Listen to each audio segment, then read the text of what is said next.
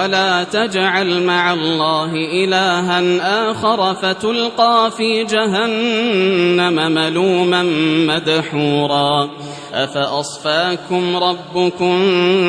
بالبنين واتخذ من الملائكة إناثا إنكم لتقولون قولا عظيما ولقد صرفنا في هذا القرآن ليذكروا وما يزيدهم إلا نفورا قل لو كان معه آلهة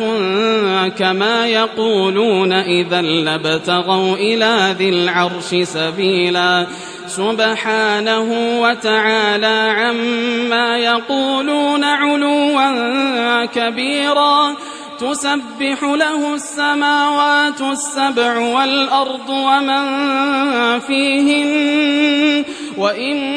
من شيء إلا يسبح بحمده ولكن لا تفقهون تسبيحهم إنه كان حليما غفورا.